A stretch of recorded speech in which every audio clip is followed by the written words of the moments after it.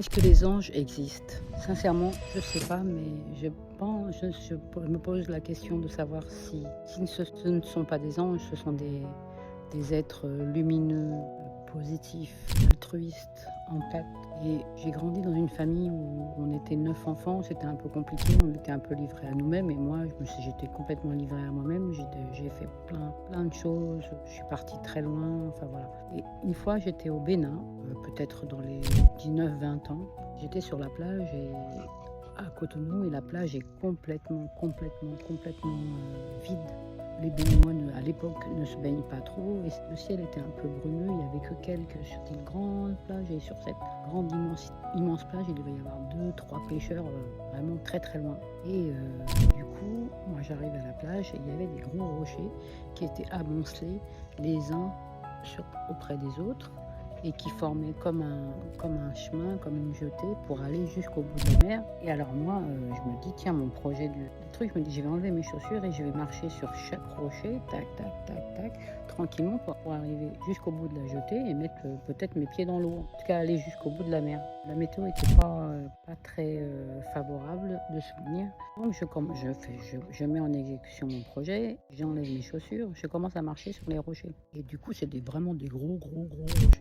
Et donc je marche sur le premier, le deuxième, il y a le troisième, le quatrième bouge un peu. Donc je continue mon petit chemin. Et en fait, quand je passe la jambe gauche, je pose le pied droit. Et là, celui qui bougeait derrière, vraiment bouge et se replie et tombe sur mon pied. Donc je me retrouve complètement comme une souris dans un piège à souris, le pied complètement fracassé et bloqué sous un gros rocher que moi-même je pouvais vraiment pas enlever. Et du coup, vraiment, ouais, voilà, une souris prise au piège, personne aux alentours, des pêcheurs vraiment très loin. Et alors je commence à m'énerver contre moi-même, à m'incendier, enfin voilà, dans la colère, la culpabilité, l'émotion, la peur, la tristesse, en fait un peu tout. Et sans crier, sans rien, il y a très loin, un des pêcheurs qui semble sentir quelque chose et qui s'approche. Donc il s'approche petit à petit. C'était un petit monsieur d'un certain âge, trapu, un petit monsieur musclé et trapu, et qui avançait.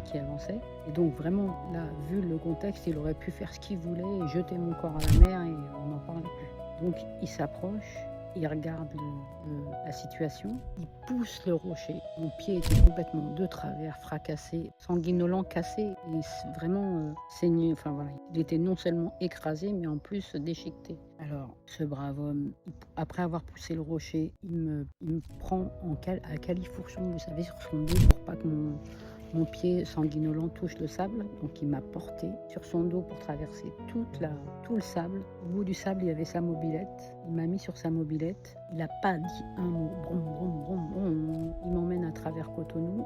Il va devant un hôpital. Et vous savez, à l'époque, c'était dans les années 2000 à peu près, 1990, entre 18 et 2000. Du coup, il fallait négocier, il fallait avoir de l'argent pour entrer à l'hôpital et tout ça. Donc il y avait un garde du corps dans l'hôpital. Le brave homme parle, négocie quelque chose avec le monsieur. Et il y a des gars avec un brancard qui viennent me chercher. Et du coup, ils me font rentrer dans l'hôpital. Et alors moi, hyper reconnaissante, je commence à sortir un billet, vous savez, pour donner au monsieur. Et il me dit non, pas du tout. Et il remonte sur sa mobilette, et du coup, je ne l'ai plus jamais revu de toute ma vie. Mon pied a été réparé comme on peut, mais quand je suis rentrée en France, il était tellement tordu qu'on m'a dit votre pied est condamné, il faut tout recasser et refaire, parce qu'en fait, ça n'avait pas été très bien réparé. Et puis moi, j'avoue que j'avais retiré le plâtre hyper tôt. Enfin bon, du coup, voilà. Et en fait, je me suis jamais fait réopérer. J'ai mis 20 ans à ce que mon pouce du pied gauche reprenne à bouger. Il me fait régulièrement un peu mal quand je reprends.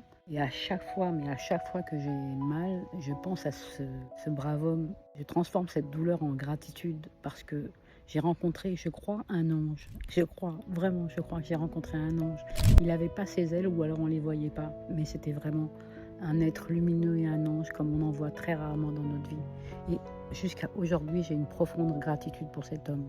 Prenez soin de vous. Alors, j'ai rencontré non seulement cet homme-là, mais dans toute ma vie, j'ai rencontré des personnes depuis mon plus jeune âge, parce que ça n'a jamais été très facile.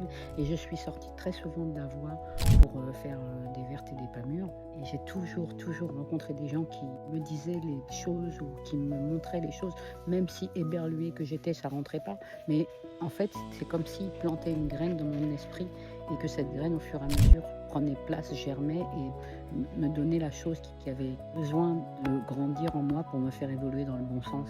Et je remercie toutes ces personnes qui ont participé comme elles pouvaient. Et souvent, vous savez, elles sortent du tableau, elles rentrent dans votre monde et elles ressortent de on ne sait où. On se demande si on n'a pas rêvé, mais on a eu cette info, on a eu cette gratitude, on a eu ce conseil venu de nulle part et de tout partout en même temps.